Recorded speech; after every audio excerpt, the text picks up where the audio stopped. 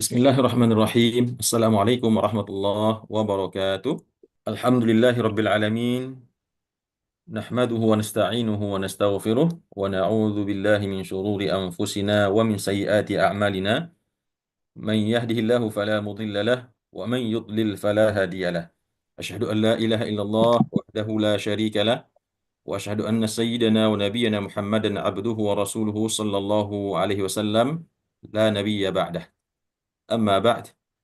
Bapak-bapak dan ibu-ibu, ikhwan dan akhwat, saudara-saudari sekalian, peserta tadabbur Al-Quran yang dimuliakan Allah Subhanahu wa Ta'ala.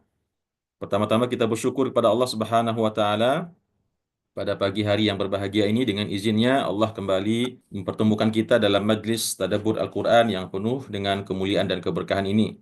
Salawat beserta salam kita doakan untuk baginda Rasulullah Sallallahu Alaihi Wasallam, uswah dan qudwah kita, dan juga kepada seluruh keluarganya, para sahabatnya, dan kepada seluruh umatnya ila yaumil qiyamah. Bapak dan Ibu yang dirahmati oleh Allah, pagi ini kita akan lanjutkan uh, tadabbur kita. Di pertemuan yang lalu kita sudah sampai kepada akhir daripada juz 11 ya, yaitu di surat Yusuf ayat 52. Maka pagi ini kita akan lanjutkan insya Allah masuk ke juz yang ke-12, surat Yusuf ayat 53 sampai ayat 63 ya, insya Allah. Di ayat sebelumnya, Bapak dan Ibu, Bismillahirrahmanirrahim, seperti yang telah kita sampaikan sebelumnya, bahwasanya ketika eh, Nabi Yusuf alaihissalam berhasil mentakwilkan mimpi Raja Mesir pada waktu itu, maka kemudian eh, Nabi Yusuf dipanggil untuk menghadap raja, dan pada saat tersebut beliau meminta untuk memberikan klarifikasi ya, untuk terkait kasus yang dulu menimpa beliau tentang fitnah yang ditimpakan oleh istri Perdana Menteri yaitu Zulaikha. Maka di situ beliau mengatakan qala ma khatbukunna. Raja berkata setelah para perempuan-perempuan itu dikumpulkan, termasuk Zulaikha tentunya, maka raja berkata kepada mereka qala ma khatbukunna. Raja berkata, bagaimana cerita tentang kalian ya? Apa cerita kalian sesungguhnya? Idrawattunna Yusuf. Ketika kalian semua menggoda si Yusuf an nafsihi, dari dirinya. Ya, apa sesungguhnya cerita yang sebenarnya, begitu kata raja ya. Setelah dikumpulkan, maka raja menginterogasi para wanita tersebut, dan raja bertanya, apa sesungguhnya cerita yang sebenarnya tentang kejadian yang dulu terjadi antara kalian dengan Yusuf tatkala kalian menggoda Yusuf daripada dirinya untuk berbuat maksiat. Maka mereka menjawab, qulna hasyadillah. Mereka berkata, maha sempurna Allah ya. Maha sempurna Allah, ma alimna alaihi min syai'. Kami tidak mengetahui tentang Yusuf ini dari ma alimna alaihi min su. Kami tidak mengetahui tentang Yusuf ini dari berupa keburukan. Artinya tidak ada keburukan sedikit pun yang kami ketahui tentang Yusuf. Dia adalah orang baik, dia adalah orang saleh, orang yang bertakwa kepada Tuhannya. Lalu qalat imra'atul aziz, maka setelah para wanita-wanita uh, tersebut memberikan kesaksian kepada raja bahwasanya Yusuf ini orang baik-baik, tidak melakukan sedikit pun hal yang tercela, maka di situ Zulaikha, qalat imra'atul aziz, istri daripada Perdana Menteri, berkata, itu Zulaikha. Apa kata Zulaikha? Al-ana hasal haqqu. Sekarang telah terang benderanglah kebenaran tersebut ya. Ana rawattuhu an nafsi, saya lah yang telah menggoda Yusuf tersebut daripada dirinya. Wa innahu laminas shadiqin, dan sesungguhnya dia termasuk orang-orang yang jujur, orang-orang yang benar. Dan Yusuf tidak berbohong ya. Di sini Zulaikha mengakui bahwasanya dialah yang telah menggoda Nabi Yusuf alaihissalam, dan dia menyatakan bahwasanya Nabi Yusuf termasuk orang-orang yang benar atau orang-orang jujur dalam perkataannya. Maka ketika mendengar perkataan Zulaikha dan para perempuan-perempuan tersebut mendengarkan kesaksian mereka, maka Nabi Yusuf berkata, "Dzalik, itulah ya. Demikianlah itulah ya, kalian telah dengar semuanya. Liya'lama anni lam akhunhu bil ghaib." Agar dia mengetahui ya, dia di sini ada yang mengatakan maksudnya adalah suaminya Zulaikha, yaitu Perdana Menteri yang setelah kejadian tersebut tentu sempat marah ya. Meskipun telah disampaikan bukti anak kecil yang mengatakan seandainya yang robek baju bagian belakang, maka Nabi Yusuf yang benar, Zulaikha yang pembohong. Dan kalau seandainya yang robek bagian depan, Nabi Yusuf pembohong, Zulaikha yang benar, meskipun sudah dinyatakan kebenaran Nabi Yusuf, namun ya masih terlihat ya ketidakridhaan daripada sang perdana menteri kepada Nabi Yusuf ya. Nah, di momentum inilah Nabi Yusuf mengatakan di hadapan semua orang, termasuk di hadapan suaminya Zulaikha, beliau mengatakan dzalik. Demikianlah, inilah semua telah kalian dengar ya.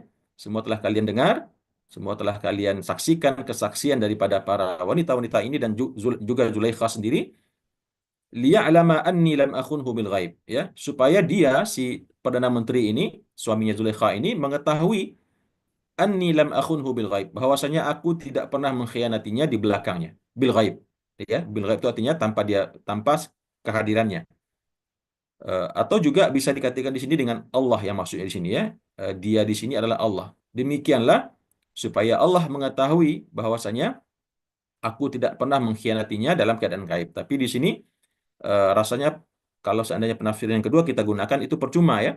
Karena memang Allah Maha mengetahui, tidak perlu dinyatakan pula oleh Nabi Yusuf bahwasanya ini yang menjadi bukti di hadapan Allah bahwasanya Nabi Yusuf tidak pernah berkhianat kepada Allah di belakangnya Allah ya. Makanya kita lebih cenderung mengatakan perkataan ini ditujukan kepada suaminya Zulaikha. Dzalik, demikian, itulah demikian supaya suaminya Zulaikha mengetahui ya, hari ini juga dia tahu, sadar dan terang benderang baginya bahwasanya saya tidak pernah berkhianat kepadanya bil ghaib ya, tanpa sepengetahuannya di belakangnya ketika dia sedang pergi keluar rumah, dan saya tinggal berdua di rumah dengan istrinya. Wa anna Allah la yahdi kaidal khainin. Dan demikian juga agar semua orang mengetahui ya, termasuk juga Zulaikha dan suaminya, bahwasanya Allah tidak akan menunjuki tipu daya orang-orang yang berkhianat ya. Orang-orang berkhianat tidak akan diberikan taufik oleh Allah. Kalau seandainya benar Nabi Yusuf berkhianat, maka mustahil Nabi Yusuf akan sampai kepada situasi hari ini di mana dengan terang benderang semua mengakui di hadapan raja, para wanita dan bahkan Zulaikha sendiri bahwasanya mereka lah yang telah menggoda Nabi Yusuf. Ya, kalau seandainya Nabi Yusuf pengkhianat, maka tentu nggak mungkin ya sampai kepada situasi kesaksian yang terang benderang seperti ini. Wa anna Allah la yahdi kaidal khainin, dan Allah tidak akan pernah memberikan petunjuk kepada tipu daya orang yang berkhianat. Siapapun yang berkhianat, ya, tentu ini menjadi ibrah bagi kita. Sebuah pengkhianatan itu lambat laut pasti akan diketahui. Sebuah pengkhianatan itu maka dia tidak pernah akan mendapatkan apa yang dia inginkan. Sebuah pengkhianatan tidak akan pernah mendapatkan taufik kemenangan dari Allah Subhanahu wa taala. Nah, itu akhir daripada tadabbur kita di pertemuan yang lalu Bapak dan Ibu, yaitu surah Yusuf ayat 52 ya. Nah, kemudian sekarang kita lanjutkan ke ayat yang berikutnya yang kita tadi sudah bacakan. Maka setelah menyampaikan hal tersebut yang tadi sudah kita sampaikan di ayat yang 2 ayat tadi, maka di ayat yang selanjutnya Nabi Yusuf berkata, "Wa ma ubarri'u nafsi." Wa ma ubarri'u nafsi, dan aku tidaklah mensucikan diriku. Aku tidak membebaskan diriku sama sekali, ya. Kata Nabi Yusuf, nanti kita terangkan apa maksud daripada ayat ini. Innan nafsa la ammaratun bisu. Sesungguhnya jiwa manusia itu akan selalu menyuruh pemiliknya, manusia yang memilikinya, untuk melakukan kejahatan. Ya, jadi manusia itu memiliki namanya nafsu al-ammarah bisu, yaitu nafsu atau jiwa yang selalu menyeru kepada keburukan. Illa ma rahima rabbi, kecuali orang-orang yang disayangi, dirahmati oleh Tuhan. Maka nafsunya, meskipun nafsu itu pada dasarnya senantiasa menggoda pemiliknya untuk melakukan perbuatan-perbuatan yang jahat, namun orang-orang yang dirahmati, disayangi oleh Allah, maka dia akan ditolong oleh Allah. Inna rabbi ghafurur rahim. Sesungguhnya Tuhanku Maha Pengampun, Maha Penyayang. Meskipun ada orang yang nafsu ammarah bisunya itu akhirnya mengalahkannya, sehingga akhirnya menjerumuskannya kepada perbuatan dosa, baik dosa besar, ya, begitu juga dosa-dosa kecil. Maka ketika dia bertaubat, maka Allah Ghafurur Rahim. Allah Maha Pengampun lagi Maha Penyayang. Nah, Bapak dan Ibu, apa hubungan ayat ini dengan ayat sebelumnya? Ya, di ayat sebelumnya yang tadi sudah kita tadaburi, Nabi Yusuf tentunya dengan bangga ya, dengan bangga dan sedikit jumawa tentunya ya, tapi dalam dalam maksud yang positif di sini, beliau mengatakan telah kalian lihat semua bahwasanya saya tidak pernah berkhianat, saya tidak pernah menipu tuan saya tidak pernah berselingkuh dengan istrinya dan seterusnya dan seterusnya. Lalu eh, pada momentum tersebut raja berkata atau Zulaikha berkata, ada yang mengatakan raja berkata, ada yang mengatakan juga Zulaikha yang berkata, ada juga yang mengatakan dalam tafsir At-Tabari malaikat Jibril yang mengedip Nabi Yusuf karena waktu itu terlihat Nabi Yusuf seakan-akan menunjukkan ketidakbersalahan sama sekali ya. Padahal seperti yang pernah dinukil sebelumnya, Nabi Yusuf juga dijelaskan telah hampir terjerumus ya, karena ya yang namanya laki-laki normal ya digoda dengan sedemikian rupa oleh wanita yang begitu cantik jelita dan lain sebagainya, dan kondisi situasi yang sudah dikondisikan sedemikian rupa ya namanya laki-laki lama-lama tergoda. Sehingga seperti yang pernah kita sampaikan sebelumnya, ada riwayat menjelaskan Nabi Yusuf pun sudah hampir melakukan perbuatan fahisyah tersebut. Bahkan beliau telah membuka baju-bajunya ya, baju dan celananya begitu. Sampai akhirnya datang bayangan ayahnya yang menegur Nabi Yusuf ya, atau datang teguran malaikat Jibril yang sehingga akhirnya membuat Nabi Yusuf tersadar dan segera memakai bajunya sebelum dia melakukan perbuatan fahisyah tersebut dan kemudian berlari ke arah pintu. Nah, hal ini ketika ayat yang tadi kita tadaburi terlihat oleh raja atau Zulaikha seakan-akan Yusuf eh, mensucikan dirinya begitu ya, tidak merasa bersalah sama sekali, maka ada yang berkata, eh, eh, jadi yang kemarin terjadi ketika kamu membuka pakaianmu, membuka celananya itu apa namanya?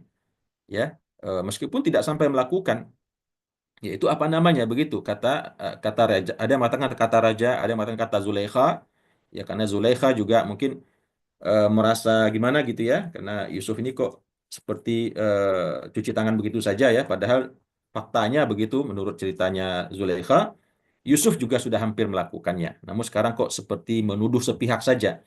Lalu Zulaikha mengatakan, nah kemarin yang kejadiannya seperti itu bagaimana? Eh, Lalu Nabi Yusuf menjawab dengan menyebutkan ayat ini ya. Ini perkataan Nabi Yusuf yang dalam ayat yang kita tadabburi pagi ini, ayat 53. Kata Nabi Yusuf, ya, di versi yang ketiga juga Nabi Jibril mengedip Yusuf ya.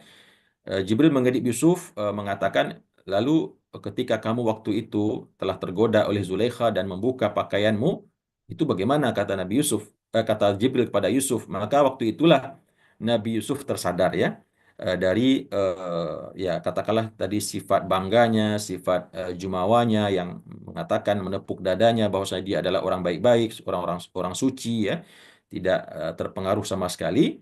Maka di situ dia baru tersadar. Lalu dia mengatakan wama ubarri'u nafsi. Saya memang tidak mensucikan diri saya, ya. Saya tidak mengatakan diri saya ini suci dalam artian tidak tergoda sama sekali, ya. Seakan-akan ayat ini mengatakan betul waktu itu saya sempat hampir melakukannya, memenuhi rayuannya Zulaikha. Nah, makanya di sini beliau mengatakan wama ubarri'u nafsi. Saya tidak membebaskan diri saya tidak mensucikan diri saya. Benar yang dikatakan oleh Zulaikha. Benar yang dikatakan oleh Raja atau Malaikat Jibril, memang waktu itu saya telah membuka pakaian dan hampir melakukannya, tapi kan tidak terjadi. Ya, di sini Nabi Yusuf berkata, Inna nafsa la ammaratun bisu. Yang namanya nafsu manusia itu memiliki nafsu, ya. Manusia itu memiliki hawa nafsu dan itu sebetulnya adalah berkah rahmat dari Allah Subhanahu wa taala. Kalau manusia nggak punya nafsu, bagaimana manusia makan, bagaimana manusia berketurunan, bagaimana manusia memakmurkan dunia ini?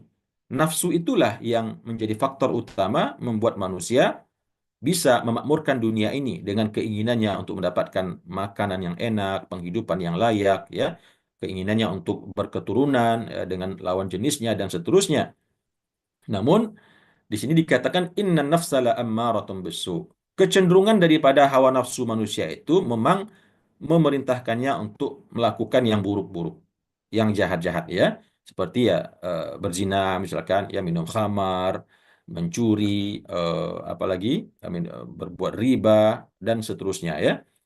melakukan kebohongan. Nah, itu tabiat nafsu manusia karena memang manusia itu punya nafsul lawamah ya, ada juga nafsul mutmainnah. Jadi ada tiga menurut para ulama nafsu manusia itu, ada nafsul mutmainnah, ada nafsul lawamah, dan ada nafsul al-ammarah bisu. Ya, nah ini yang paling parah yang tiga ini, yang ketiga ini, yaitu an-nafsul al-ammarah bisu. Yang ini yang harus kita kendalikan. Yang harus kita kendalikan dengan ilmu dan iman ya. Sehingga kita bisa menjaga diri kita daripada pelampiasan kepada yang buruk-buruk. Nah, kata Nabi Yusuf, inna nafsa la'ammaratun bisu. Nafsu manusia itu akan selalu cenderung menyuruh manusia untuk melakukan kejahatan. Jadi saya tidak mensucikan diri saya, kata Nabi Yusuf. Ya, yang namanya saya laki-laki, laki-laki muda, muda belia, sedang nafsu sedang bergejolak, digoda oleh wanita cantik, dikondisikan sedemikian rupa, ya wajarlah begitu kira-kira ya. Saya ada reaksi begitu. Tapi kan illa ma rahima rabbi, kecuali orang-orang yang atau apa-apa yang dirahmati, yang disayangi oleh Tuhanku. Ya, ada pengecualian. Tidak semua orang akan melakukan melampiaskan nafsu ammarah bisu'nya. Orang-orang yang dirahmati oleh Allah, orang-orang yang diikhlaskan oleh Allah. Seperti Nabi Yusuf ini, maka tentu dia tidak terkena akibat daripada nafsu ammarah bisu'nya itu. Illa ma rahima rabbi, kecuali apa-apa yang dirahmati oleh Tuhanku, yang diselamatkan oleh Tuhanku, ya, yaitu Nabi Yusuf diselamatkan daripada perbuatan fahisyah dengan Zulaikha. Kemudian kata beliau, inna rabbi ghafurur rahim. Sesungguhnya Tuhanku, meskipun aku mungkin hampir melakukan itu dan itu mungkin dianggap suatu kesalahan, namun aku telah bertaubat kepada Allah, aku segera kembali kepada Allah dan tidak sampai melakukannya, maka Rabbi Ghafurur Rahim, Tuhanku Maha Pengampun lagi Maha Penyayang. Jadi beliau tidak pernah berputus asa dengan rahmat Allah. Betul, mungkin waktu itu dia sempat tergelincir karena godaan yang begitu dahsyat, tapi Allah melindunginya karena beliau seorang nabi, beliau orang yang diikhlaskan oleh Allah, al-mukhlasin, ya, yang sudah diikhlaskan oleh Allah karena dia seorang nabi, dilindungi oleh Allah. Dan apapun yang terjadi, ya, berupa kekhilafan yang kecil tersebut, sesungguhnya Allah Maha Maha Pengampun lagi Maha Penyayang.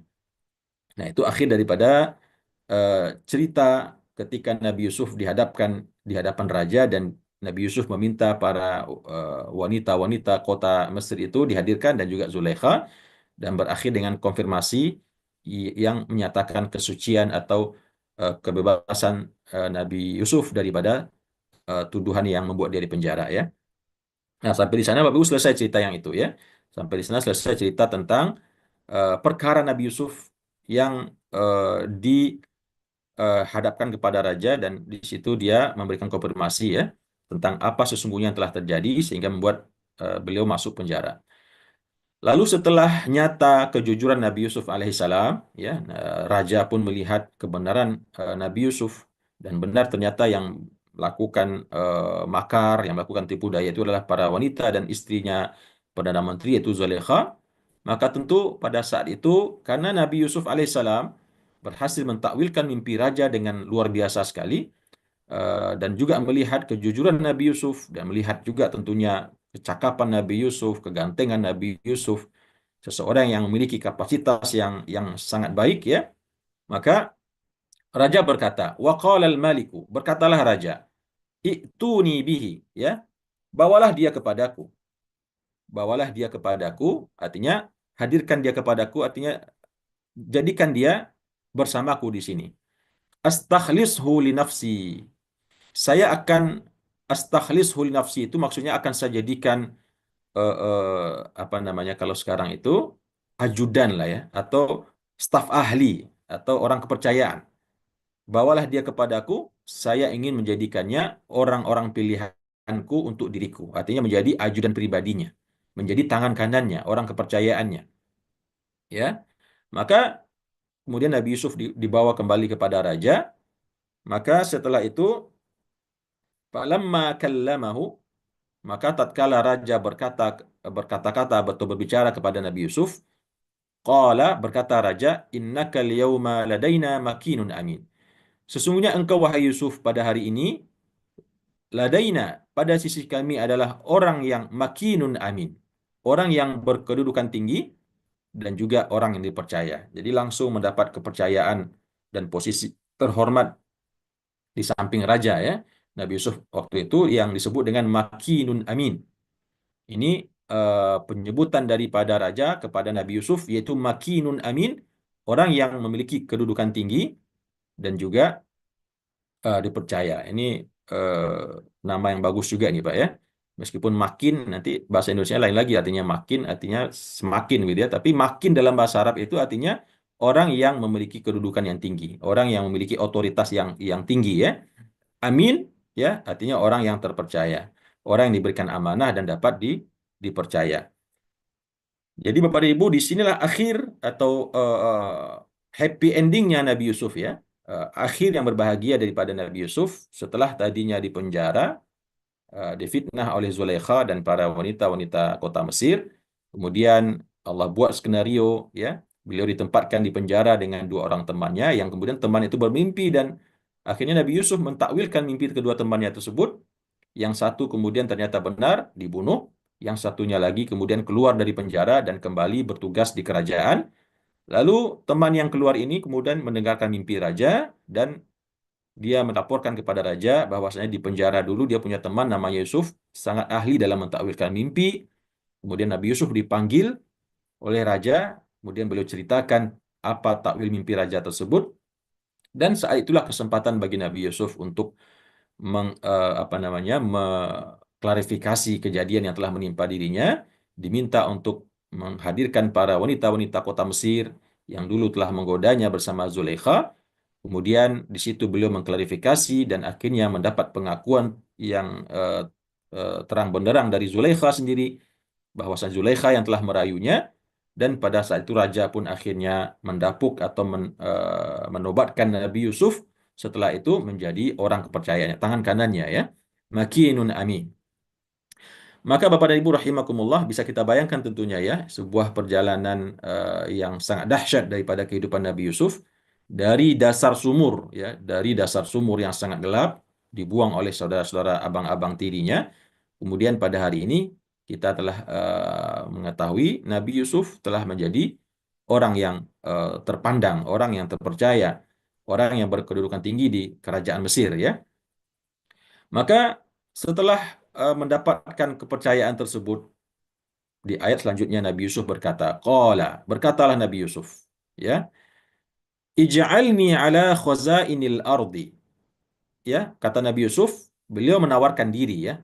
Jadikanlah aku penanggung jawab terhadap khazainil ardi. Artinya lumbung-lumbung bumi yang ada di kerajaan ini. Artinya beliau meminta supaya dijadikan menteri keuangan atau menteri apa namanya ya, semacam menteri Menko lah ya, Menko perekonomian yang mengatur kekayaan negara, yang mengatur persediaan lumbung-lumbung gandum, persediaan daging, persediaan segala sesuatu yang dibutuhkan oleh kerajaan untuk dikoordinir ya, sehingga membawa kerajaan kepada kondisi yang baik ya, kondisi yang aman, makmur dan sejahtera. Maka ini permintaan Nabi Yusuf. Nah, di sini Bapak Ibu, beliau mengatakan inni hafizun alim. Sesungguhnya aku adalah orang yang pandai menjaganya dan juga alim, mengetahui, punya skill, ya, memiliki kemampuan, memiliki kapasitas. Nah, di sini para ulama mengatakan kebolehan seseorang untuk mencalonkan dirinya, ya, untuk mencalonkan dirinya ketika dia melihat dirinya mampu untuk meminta sebuah jabatan. Karena memang ada hadis Nabi yang mengatakan beliau pernah berujar kepada salah seorang sahabat yang meminta jabatan kepada beliau, lalu beliau mengatakan, kami tidak akan memberikan jabatan kepada orang yang memintanya. Itu hadis Nabi ya. Saya lupa di matanya seperti apa. Itu hadis Nabi sangat mencela orang-orang yang meminta jabatan. Ya, namun di lain sisi di ayat ini kita saksikan atau kita lihat Nabi Yusuf justru meminta jabatan untuk dirinya.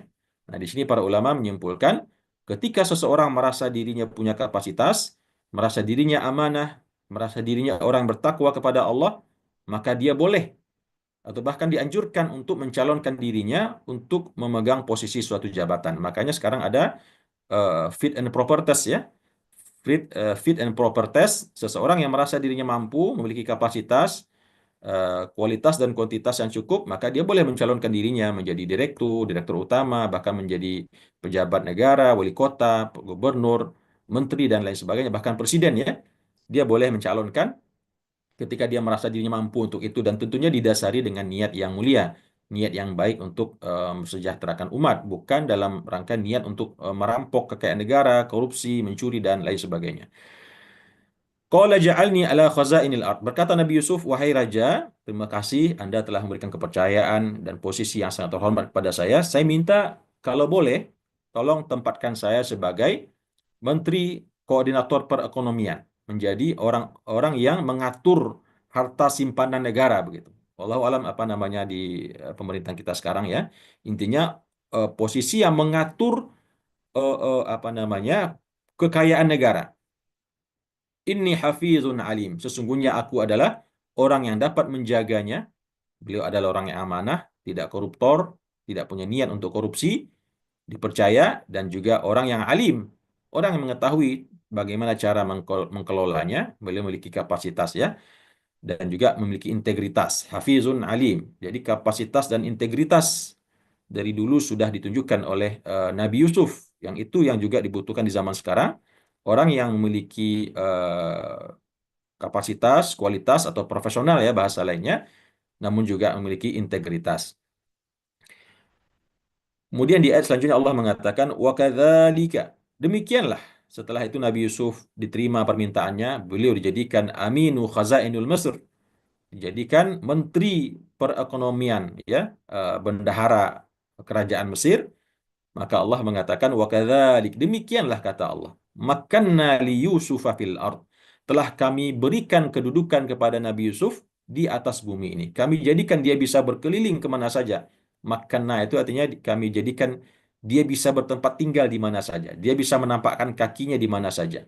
Bahkan sekarang dia bisa memerintah, menyuruh, melarang dan seterusnya. Makanna ya. Kami berikan tamkin ya. Tamkin itu artinya kekuasaan, otoritas. Kami berikan kedudukan kepada Nabi Yusuf di atas bumi, di dunia. Yatabawwa'u minha haitsu yasha. Dia pergi kemana-mana daripada bumi tempat dia tinggal tersebut, haitsu yasha, kemana saja dia sukai.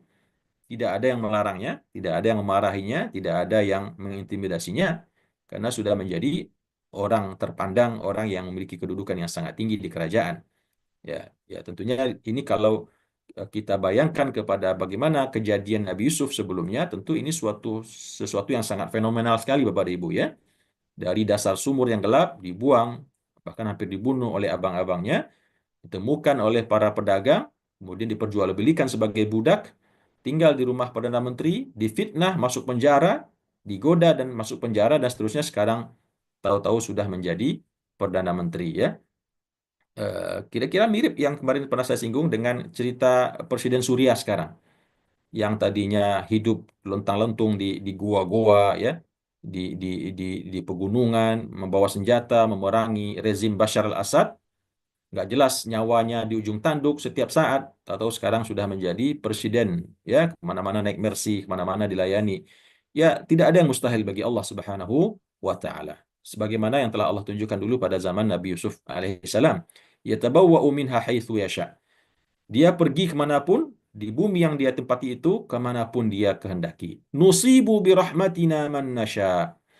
Kami akan melimpahkan, akan menimpakan rahmat kami ya kepada siapa-siapa yang kami kehendaki. Di sini Allah mengatakan tidak ada yang mustahil bagi Allah. Allah akan menimpakan rahmatnya, kekuasaannya, ya kasih sayangnya kepada siapa yang dia kehendaki, baik kepada para nabi-nabi, para rasul, dan juga kepada manusia-manusia lain yang ada setelah mereka sampai hari kiamat. Akan ada manusia-manusia yang dipilih oleh Allah, diberikan rahmat oleh Allah kepada orang-orang yang dia kehendaki. Wala nudhi'u ajral muhsinin, dan kami tidak akan pernah menyia-nyiakan pahala atau ganjaran daripada orang-orang yang berbuat baik. Jadi Allah itu tidak akan pernah menyia-nyiakan pahala atau balasan ya. Pahala di sini nanti dimensinya akhirat ya.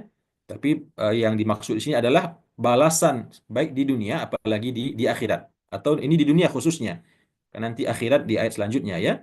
Wala nudhi'u ajral muhsinin. Kami tidak akan pernah menyia-nyiakan balasan orang-orang yang berbuat baik. Jadi bukan pahala di sini. Karena kalau pahala nanti yang akhirat. Ya, ayat 57. Di sini balasan. Jadi Allah itu maha membalas eh, eh, eh, dengan balasan yang tidak kita duga-duga akibat perbuatan ihsan, perbuatan muhsin, perbuatan orang-orang yang berbuat baik. Ihsan di sini maksudnya adalah baik dalam dia menjaga dirinya, dalam beribadah kepada Allah, dalam bertakwa kepada Allah. Karena ihsan seperti yang kita ketahui adalah ketika kita menyembah Allah seakan-akan kita melihatnya, sehingga kita tidak berani melakukan perbuatan yang menyimpang, atau kita ketika beribadah kita khusyuk karena kita melihat Allah tersebut. Maka meskipun kemudian di hadis dikatakan fa illam takun tarahu fa innahu yarak. Kalau kalian tidak mampu melihat Allah, maka kalian tetap menyadari bahwasanya Allah Maha melihat kepada kalian. Sehingga orang yang menerapkan ihsan dalam hidupnya, dalam perhatian muraqabatullah, menghadirkan selalu perasaan bahwasanya dirinya dilihat oleh Allah, ya, maka dia akan diberikan pahala atau balasan oleh Allah dalam kehidupannya di dunia. Dan demikian juga dengan muhsinin, dalam artian orang-orang yang sabar dalam menjalani kehidupannya, bertawakal kepada Allah, tidak menyimpan rasa dendam, ya, memasrahkanlah dirinya, ya, bertawakal sepenuhnya kepada Allah. Ini juga konteks muhsinin di sini. Seperti yang dijalani oleh Nabi Yusuf, ya, dia tawakal kepada Allah, pasrah kepada Allah, menjalani kehidupannya dengan takwa kepada Allah, tidak mengikuti godaan hawa nafsunya. Maka di sinilah Allah katakan wala nudhi'u ajral muhsinin. Kita Allah tidak akan menyia-nyiakan balasan orang-orang yang berbuat ihsan. Itu di dunia, ya. Kemudian wala ajrul akhirati khair. Kemudian setelah Allah berikan balasan kepada orang-orang yang berbuat ihsan di dunia, ya, seperti yang dialami oleh Nabi Yusuf. Ya, tidak tanggung-tanggung, ya, balasan kesabaran dan ketawakalan serta keimanan Nabi Yusuf yang tadinya dari dasar sumur sekarang menjadi orang kepercayaan, ya, raja atau katakanlah Menko, ya, di kerajaannya Mesir. Kemudian wala ajrul akhirati khairul lilladzina amanu wa kanu yattaqun, ya. Dan pahala akhirat, balasan akhirat nanti lebih baik. Allah siapkan yang lebih baik lagi dari yang diperoleh di dunia. Pada siapa Allah berikan? Lilladzina amanu wa kanu yattaqun, yaitu kepada orang-orang yang beriman dan kemudian mereka bertakwa kepada Allah Subhanahu wa taala. Sama dengan ayat surat Yunus yang lalu, ya, yang kita tadaburi, bahwasanya yang dimaksud dengan aulia Allah itu ayat 64 kalau tidak salah, ya, surat Yunus, yaitu orang-orang alladzina amanu wa kanu yattaqun. Ala inna aulia Allahi la khaufun alaihim wa la hum yahzanun. Ketahuilah bahwasanya yang dimaksud dengan wali-wali Allah itu adalah orang-orang yang tidak memiliki rasa takut dan juga tidak bersedih. Kemudian di ayat selanjutnya Allah mengatakan alladzina amanu wa kanu yattaqun, yaitu orang-orang yang beriman kepada Allah dan kemudian mereka bertakwa kepada Allah Subhanahu wa taala. Surat Yunus ayat 63. Ya, itu tentang aulia Allah. Di sini Allah juga mengatakan wala ajrul akhirati khairul lilladzina amanu wa kanu yattaqun. Adapun pahala akhirat, Allah siapkan yang lebih baik lagi dibanding balasan dunia tadi, ya. Eh, Ada. Kepada siapa Allah berikan pahala akhirat tersebut? Yaitu lilladzina amanu wa kanu yattaqun. Kepada orang yang beriman dengan iman yang benar kepada Allah, dengan tauhid yang benar, tidak ada syirik di dalamnya, tidak ada khurafat, tidak ada tahyul, tidak ada hal-hal yang membuat akidahnya rusak. Kemudian setelah iman yang sedemikian itu dia dia dapatkan, dia lakukan, kemudian dia iringi dengan ketakwaan. Wa kanu yattaqun. Iman dan takwa, ya, harus satu kesatuan. Kita tidak bisa beriman saja, tidak cukup dengan mengatakan, oh saya sudah akidah saya baik, oh, saya tidak syirik sama sekali, lalu kita berbuat seenaknya. Artinya kita tidak bertakwa kepada Allah. Tidak bisa demikian. Kita harus setelah beriman, dengan iman yang bersih, iman yang benar, maka kita juga harus bertakwa kepada Allah. Artinya melaksanakan apa yang Allah perintahkan dengan sebaik-baiknya, dan kemudian juga menjauhinya dengan yang dilarang dengan sejauh-jauhnya. Kemudian Bapak dan Ibu rahimakumullah, di ayat yang selanjutnya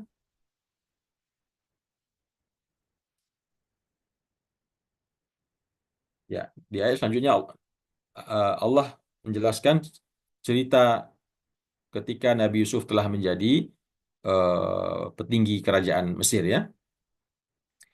Waja'u ikhwatu Yusuf. Ya, seperti yang telah kita jelaskan sebelumnya, bahwasanya Nabi Yusuf mentakwilkan mimpi raja bahwasanya akan datang suatu beberapa tahun di situ mereka akan mengalami apa namanya hasil pertanian yang melimpah, maka Nabi Yusuf mentakwilkan eh, harus ada yang disimpan dari hasil pertanian yang melimpah tersebut untuk menghadapi 7 tahun berikutnya, yaitu musim paceklik, musim kering. Nah, ternyata benar yang disampaikan oleh Nabi Yusuf dan takwil mimpi tersebut. Setelah Nabi Yusuf atau kerajaan berhasil menyimpan apa namanya persediaan cukup setelah 7 tahun yang pertama, masa panen yang luar biasa, lalu datanglah 7 tahun yang kedua, yaitu masa musim kering yang luar biasa, masa paceklik ya. Maka pada waktu itu orang-orang berduyun-duyun datang ke ke, ke kerajaan untuk membeli ya, membeli kebutuhan mereka, membeli gandum katakanlah, gandum dan kebutuhan-kebutuhan pokok yang lain, karena memang Nabi Yusuf dengan kepintarannya, dengan keahliannya telah membuat suatu lumbung-lumbung gandum yang besar, yang banyak, yang melimpah ya, dan itu dikelola dengan baik di kerajaan. Maka datanglah orang orang banyak ke kerajaan, masing-masing tentu membeli ya, bukan meminta begitu saja lah, mereka membeli. Waja'a ikhwatu Yusuf. Ini ceritanya disingkat Bapak Ibu ya. Setelah Nabi Yusuf menjadi Menko Perekonomian dan datanglah musim paceklik 7 tahun tersebut, maka orang-orang silih berganti datang ke kerajaan meminta gandum, meminta kentang, meminta segala macam yang memang sudah disimpan oleh Nabi Yusuf di lumbung-lumbung kerajaan. Maka termasuk juga yang datang kepada kerajaan itu adalah saudara-saudaranya Nabi Yusuf ya. Datang dari jarak yang cukup jauh dari Palestina, dari negeri Kanaan ya, dari Palestina tempat mereka tinggal di negeri Syam. eh, Mereka datang ke Mesir. Bagaimana Nabi Yusuf sampai di Mesir ya? Karena memang dibuang di sumur kan, kemudian diambil oleh para pedagang yang kemudian mereka berangkat ke Mesir, membawa Nabi Yusuf ke Mesir. Maka termasuk yang datang kepada kerajaan, kantor kerajaan itu adalah saudara-saudara tirinya Nabi Yusuf. Waja'a ikhwatu Yusuf. Jadi ini bisa kita pahami Bapak Ibu ya, meskipun di sini kesannya melompat ceritanya, tapi sebetulnya tidak melompat ya. Karena Al-Quran itu simple ya, nggak perlu menjelaskan secara detail, tapi kita bisa membayangkan, mengimajinasikan kejadiannya secara detail. Waja'a ikhwatu Yusuf. Datanglah saudara-saudara Nabi Yusuf ke istana. Fadakhalu alaihi. Lalu dia masuk kepada Nabi Yusuf. Melapor kepada Nabi Yusuf, kepada Menko Perekonomian. Fa'arafahum. Lalu kenallah Nabi Yusuf kepada mereka. Ya, Nabi Yusuf kenal dengan abang-abangnya ini. Ya, wahum lahu mungkirun, tapi mereka wahum lahu mungkirun. Sementara mereka kepada Nabi Yusuf mengingkarinya atau tidak mengenalnya. Ya jelas lah ya, namanya orang sudah tinggal di kerajaan, jadi pejabat tinggi, ya pasti berbeda. Kulitnya sudah bersih, ya pakaiannya juga mewah, nampak ya perbedaan yang mencolok. Sehingga mereka tidak mengenali Nabi Yusuf ini siapa. Sementara Nabi Yusuf mengenali abang-abangnya ini. Meskipun mungkin sudah berpisah, ya walau alam berapa tahun lamanya, mungkin ada 10 tahun katakanlah. Fadakhalu alaihi fa'arafahum. Maka masuklah saudara-saudara Nabi Yusuf kepadanya di kantor istana, dan pada saat itu fa'arafahum. Nabi Yusuf mengenali mereka. Wahum lahu mungkirun. Sementara mereka, yaitu abang-abangnya, kepada Nabi Yusuf mungkirun, mengingkarinya atau tidak mengenalnya. Ya, mereka tidak mengenal Nabi Yusuf. Maka selanjutnya Bapak dan Ibu rahimakumullah, walamma jahazahum bijahazihim, maka tentu seperti yang lain-lain Nabi Yusuf bersikap adil ya, tapi beliau berhasil mengendalikan emosinya, emosi dalam artian luapan perasaannya ya. Bukan marah, bukan dendam tentunya, tapi emosi dalam artian terbayang semua kejadian sebelumnya, dan juga tidak bisa mengira atau membayangkan kok bisa-bisa hari ini ketemu lagi dengan abang-abangnya yang dulu menjebloskannya ke sumur. Tentu ini suatu situasi yang menggugah emosi ya. Tapi Nabi Yusuf berhasil menutupi emosinya tersebut, emosi dalam artian gejolak jiwanya, bukan soal marah atau dendam tidak ya, tapi emosi lah dalam artian umum. Walamma jahazahum, tatkala Nabi Yusuf memerintahkan para pegawai-pegawainya untuk menyiapkan bijahazihim, barang-barang mereka, permintaan mereka ya. Nah, di situ kalau kita baca di tafsir At-Tabari, setiap orang yang datang ke istana membawa kuda atau membawa onta, mereka cuma akan diberikan satu orang itu satu, katakanlah satu buntel saja atau satu karung saja. Meskipun mereka punya uang banyak, tidak akan dikasih lebih dari satu karung. Ya, maka karena abang-abangnya Nabi Yusuf juga datang dengan uang yang semestinya, maka juga diberikan hak yang sama dengan yang lain-lain.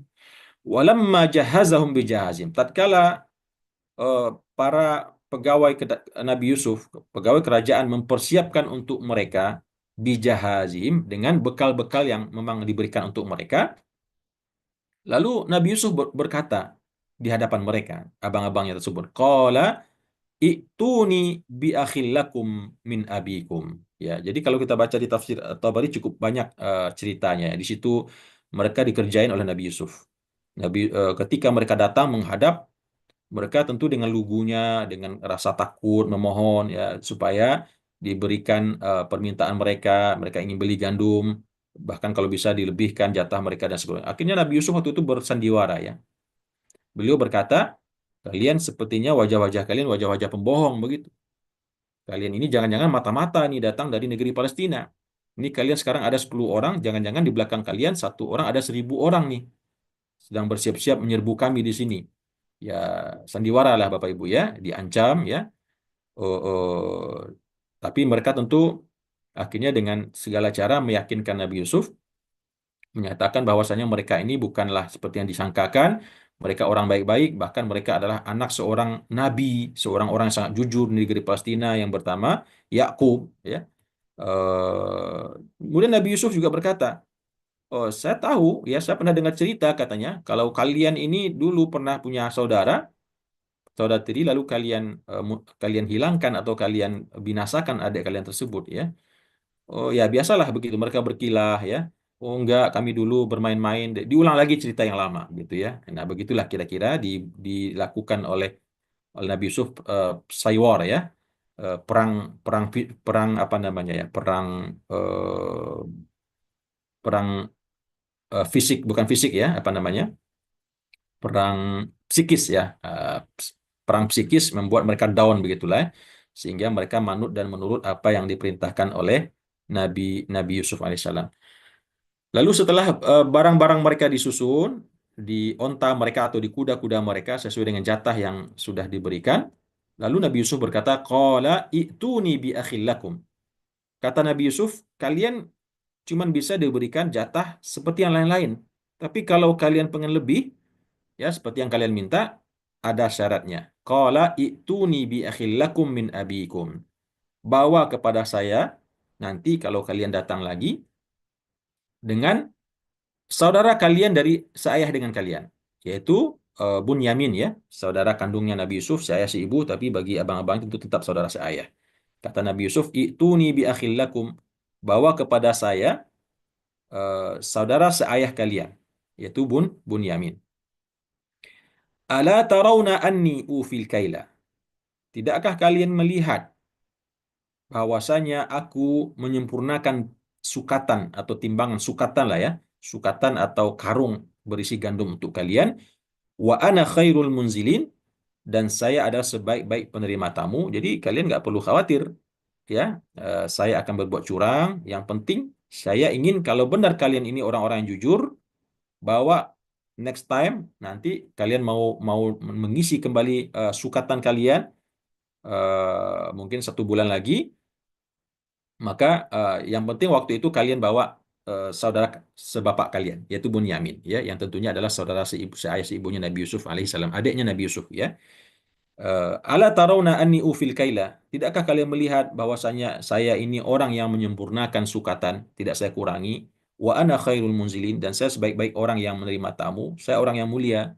Saya tidak menghinakan orang lain. Saya memenuhi permintaan. Tapi sorry, maaf, kalau kalian ingin minta lebih, ya, karena mereka beralasan datang dari jauh, nggak mungkin bolak-balik, kalau bisa dikasih 2 karung per orang atau 3 karung per orang, nggak masalah dengan duitnya ada gitu ya. Tapi Nabi Yusuf nggak mau.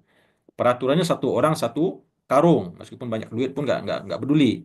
Yang penting 1 orang 1 karung. Tapi kalau kalian mau lebih, nanti next time datang lagi, bawa adik kalian seayah, yaitu Bunyamin. Saya pasti akan muliakan kalian ya. Saya akan penuhi permintaan kalian. Namun kata Nabi Yusuf, fa illam ta'tuni bihi. Kalau seandainya kalian tidak datang membawanya nanti, fala kaila lakum. Kalian jangan harap akan mendapatkan sukatan untuk kalian. Kalau nanti datang nggak bawa adik kalian Bunyamin itu, maka jangan harap kalian akan dapat sukatan sama sekali. Wala taqrabun, dan jangan coba dekat-dekat kepadaku, kata Nabi Yusuf. Nggak usah datang ke sini. Percuma ya. Kalau kalian datang lagi, mau minta sukatan lagi, minta gandum dengan beberapa sukat lagi, maka kalau nggak bawa adik kalian Bunyamin, maka kalian nggak akan dapatkan apa-apa. Fala kaila lakum. Kalian tidak akan mendapatkan sukatan sama sekali di sisiku, wala taqrabun, dan jangan dekat-dekat ke sini ya. Jangan dekat-dekat ke sini. Percuma ya, jangan buang-buang energi kalian ke sini kalau seandainya kalian tidak membawa saudara tiri kalian yaitu Bunyamin. Lalu apa jawaban daripada abang-abang tirinya Nabi Yusuf kepada Ibu rahimakumullah? Mereka berkata, baiklah wahai bapak ya, wahai yang mulia gitu ya. Sanurawidu anhu abahu. Kami akan coba membujuk daripadanya ayahnya. Ya, kami akan coba bujuk untuk membawa si Bunyamin itu nanti ayahnya. Wa inna la fa'ilun, dan sesungguhnya kami betul-betul akan melaksanakannya. Jadi mereka berkomitmen, berjanji kepada Nabi Yusuf, pada Perdana Menteri Perekonomian, untuk melaksanakan apa yang dimintakan oleh Nabi Yusuf.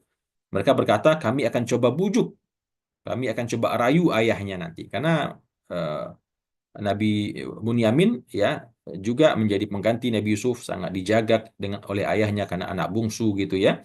Dan pastinya tentu secara paras bentuknya juga ikut-ikutan ganteng juga kayak Nabi Yusuf, meskipun tidak seganteng Nabi Yusuf ya. Karena mereka seayah seibu dan sangat disayang juga oleh Nabi Yakub. Makanya mereka mengatakan, qalu sanurawidu anhu abahu. Kami akan coba bujuk ayahnya si Bunyamin itu ayah mereka sendiri ya, Nabi Yakub alaihissalam. Wa inna la fa'ilun, dan kami betul-betul akan melaksanakannya. Siap komandan, siap Bapak, kami akan lakukan apa yang engkau minta begitu ya. Lalu setelah mereka mengatakan kesiapannya itu, eh, Nabi Yusuf khawatir ya, mereka cuman omdo saja ya, omong doang ya, tidak akan kembali. Lalu Nabi Yusuf bersiasat di sini. Nabi Yusuf bersiasat. Wa qala li fityani, berkata Nabi Yusuf kepada bujang-bujangnya, kepada ya bujang-bujang ini maksudnya pembantu-pembantunya ya, dayang-dayangnya tapi yang laki-laki ya, pegawai-pegawainya lah ya, anak-anak bujang begitu. Ij'alu bidha'atahum fi rihalihim. Ya, kata Nabi Yusuf kepada bujang-bujangnya atau pegawai-pegawainya, ij'alu bidha'atahum fi rihalihim. Jadikanlah, masukkanlah barang-barang mereka itu di dalam rihalihim, karung-karung mereka. Atau kereta-kereta mereka ya, atau kuda-kuda mereka yang telah ditunggangi oleh karung-karung. Maksudnya di sini bidha'ah di sini Bapak Ibu, eh, kalau seandainya dulu mereka itu membawa uang ya, maka Nabi Yusuf memerintahkan uang yang telah mereka bayar tersebut kembalikan kepada mereka, tapi jangan mereka tahu. Diam-diam gitu ya, taruh lagi di karungnya, taruh lagi di keretanya. Jadi Nabi Yusuf tidak mau menerima uang tersebut. Apa alasannya? Atau kalau seandainya waktu itu dengan sistem barter, mungkin mereka bawa sesuatu untuk barter dengan gandum, ya yang penting apapun yang menjadi alat tukar mereka waktu itu, diminta oleh Nabi Yusuf kepada para bujang-bujangnya untuk dikembalikan. Tolong ditaruh di karung-karung mereka atau di kendaraan-kendaraan mereka. Ya, la'allahum ya'rifunaha idzan qalabu ila ahlim. Mudah-mudahan mereka nanti mengetahuinya atau tersadar. Idzan qalabu, ketika mereka telah kembali kepada keluarga mereka, la'allahum yarji'un. Mudah-mudahan ketika mereka sadar, loh kok ini uang pembelian kita nggak diambil sama Perdana Menteri atau sama Menko begitu ya. Ini kok aneh begitu ya, kita beli tapi tahu-tahu uangnya ditaruh lagi di karungnya. Atau jangan-jangan ini lupa begitu ya, lupa mengambil. Yang penting tujuannya Nabi Yusuf waktu itu adalah untuk memberikan semacam apa ya, support memberikan supaya semangat atau dorongan supaya mereka betul-betul kembali nanti ke kantor kerajaan membawa adiknya Bunyamin itu. Ya, sehingga khawatir nanti mereka nggak punya uang lagi untuk belanja yang kedua, sehingga mereka nggak datang begitu. Nah, ini siasat yang dilakukan oleh Nabi Yusuf untuk memastikan mereka kembali. Jadi uang belanjaannya atau benda yang digunakan untuk barternya itu diperintahkan kepada bujang-bujangnya untuk ditaruh kembali di karung-karung abang-abangnya tersebut, ya, atau di kendaraan-kendaraan mereka masing-masing. Mudah-mudahan nanti begitu mereka sampai di rumahnya, mereka buka, mereka kaget melihat kok masih ada uangnya di situ, sehingga membuat mereka akan kembali lagi ke istana, baik untuk berbelanja karena ada uang, atau mungkin untuk mengembalikannya kepada kerajaan. Intinya ini adalah siasat Nabi Yusuf, ya. Bagaimana supaya memastikan mereka kembali nanti ke istana lagi, meminta gandum, tapi dengan membawa saudara saudara saudara tiri mereka itu Bunyamin. Maka selanjutnya Bapak Ibu rahimakumullah di ayat yang terakhir, falamma raja'u ila abihim. Maka tatkala raja'u ila abihim, kembali abang-abang tirinya Nabi Yusuf tadi, ya, saudara-saudara tirinya Nabi Yusuf kepada ayah mereka. Falamma raja'u ila abihim, maka tatkala mereka telah kembali kepada ayah mereka itu Nabi Yakub alaihissalam di Palestina setelah melakukan perjalanan, ya. Qalu ya abana. Mereka berkata, ya abana, wahai ayah, wahai ayah kami, ya. Muni'a minnal kailu. Telah dicegah kami untuk mendapatkan sukatan. Ya, telah dicegah kami mendapatkan sukatan. Ya, di sini ada yang mengatakan dicegah itu bukan berarti tidak dikasih sama sekali. Tadi kan sudah kita jelaskan, mereka dikasih, ya, dikasih jatah yang standar gitu. Tapi di sini mereka mengatakan muni'a minal kail itu maksudnya dilarang untuk meminta lebih dari yang mereka inginkan, ya, sehingga yang mereka bawa pulang itu ya sekedar kecukupan mungkin katakanlah 1 bulan saja, ya. Sehingga mereka mengatakan ya abana muni'a minnal kailu, wahai ayah, telah dicegah kami, telah dihalangi kami untuk mendapatkan sukatan yang lebih, begitu kira-kira, ya. Maka fa'arsil ma'ana akhana, maka kalau seandainya engkau menginginkan kami mendapatkan sukatan yang lebih banyak lagi, fa'arsil ma'ana akhana, maka kirimlah bersama kami saudara kami, yaitu si Bunyamin, ya, supaya apa? Naktal, supaya kami mendapatkan sukatan yang berikutnya, ya, sukatan yang lebih. Wa inna lahu lahafizun. Sesungguhnya kami kepada Bunyamin ini sungguh menjadi orang-orang yang sangat menjaganya. Ini sama drama kedua, ya. Bukan drama sih, ya. Karena ini memang serius, ya. Mereka betul-betul ingin membawa Bunyamin dengan tujuan supaya mendapatkan sukatan sebagaimana diminta oleh raja, oleh Perdana Menteri, ya, yaitu Yusuf alaihissalam. Ya, tapi ya mereka tentu karena sudah punya pengalaman sebelumnya berbohong, ya, berdrama di hadapan ayahnya, maka untuk drama yang kedua ini agak agak sedikit grogi begitu, ya, agak sedikit grogi karena mereka sudah ngerasa pasti ayahnya nggak akan percaya, ya, curiga dan seterusnya. Tapi mereka tetap berusaha, ya, karena kebutuhan, maka mereka mengatakan fa'arsil ma'ana akhana naktal. Kalau tadi kan eh, kalau dulu waktu sama Nabi Yusuf tujuannya untuk main-main, ya, agar kami bisa main-main, ya, dengan adik kami Yusuf. Sekarang enggak. Fa'arsil ma'ana akhana. Kirimlah bersama kami saudara kami Bunyamin. Tujuannya apa? Naktal, supaya kami mendapatkan sukatan. Wa inna lahu lahafizun, ya, karena kalau enggak dikirim bersama kami Bunyamin, ya percuma, ayah. Kami sudah dikatakan, sudah diwanti-wanti oleh Perdana Menteri atau Menko, jangan coba-coba dekat-dekat ke sana, dan jangan harap kita akan mendapat sukatan kalau kami tidak datang membawa saudara kami si Bunyamin ini. Ya, wa inna lahu lahafizun, dan sesungguhnya kami, ya, wahai ayahanda, kepada Bunyamin ini lahafizun, pasti akan menjaganya dengan sebaik-baiknya. Nah, nanti di besok insya Allah, ya, kita tadaburi, nanti akan ada jawaban daripada ayahnya. Ayahnya mengatakan, oh, apakah mungkin saya percaya lagi kepada kalian adiknya Yusuf ini? Sungguh sebelumnya telah saya percayakan kepada kalian Yusuf abangnya, lalu kalian sia-siakan kepercayaanku tersebut. Ala kulli hal Bapak dan Ibu, sampai di sini tadabbur kita pada uh, pada pagi hari ini ya. Surat Yusuf ayat 53 sampai ayat 63. Yang kesimpulannya adalah kalau kita lihat dari awal tadi, Nabi Yusuf tidak mensucikan dirinya. Beliau mengakui bahwasanya beliau sempat tergoda dan beliau mengatakan itu adalah akibat nafsu al-ammaratun bisu, ya.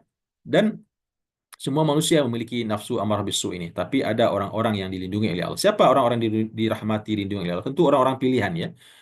Bukan orang pilihan dalam artian orang-orang spesial dalam pandangan Allah tanpa usaha, tidak. Tapi maksudnya orang-orang yang memang mensucikan dirinya dengan usaha ya. Dia beribadah dengan banyak, dia berzikir dengan banyak, dia mengamalkan apa namanya, kezuhudan, kewaraan, maka dialah akan menjadi orang-orang yang dijaga, disayangi oleh Allah dari memperturutkan nafsu amarah bisu tersebut. Namun demikian Allah tetaplah zat yang maha pengampun lagi maha penyayang.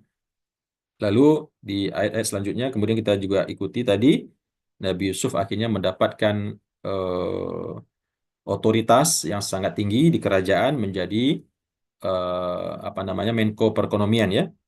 Kemudian eh, ya, mohon izin sebentar Bapak Ibu.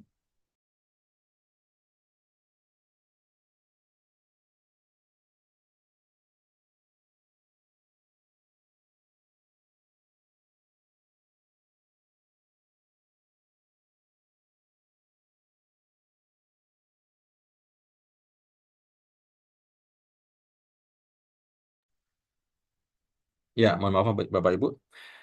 Kemudian setelah itu Nabi Yusuf meminta untuk jadikan Menteri Koordinator Perekonomian, mengurus lumbung-lumbung persediaan kerajaan, dan setelah itulah datang kisah abang-abangnya. Setelah musim pacaklik datang, 10 orangnya itu ke istana ya untuk meminta bagian berupa sukat-sukat gandum yang mereka butuhkan, dan kemudian Nabi Yusuf memberi mereka apa yang mereka minta, dan untuk seterusnya Nabi Yusuf meminta kalau mau kembali lagi dengan sukatan yang baru harus membawa adiknya yang bernama Bunyamin. Wallahu a'lam Bapak Ibu, inilah sedikit tadabbur pada pagi hari ini ya. Intinya seperti yang saya sampaikan tadi, sebuah kisah ya sampai di sini ya, masih masih ada nanti kelanjutan kisah berikutnya, tapi kita sudah bisa merasakan eh, ending yang sangat luar biasa daripada kisah Nabi Yusuf ini. Demikian yang bisa saya sampaikan. Wallahu a'lam bishawab. Aqulu qauli hadza. Terima kasih atas perhatian dan kehadiran Bapak Ibu, dan mohon maaf atas kekurangan, salah dan khilaf ucapan dan perkataan saya. Aqulu qauli hadza wa astaghfirullah li wa lakum. Wassalamualaikum warahmatullahi wabarakatuh.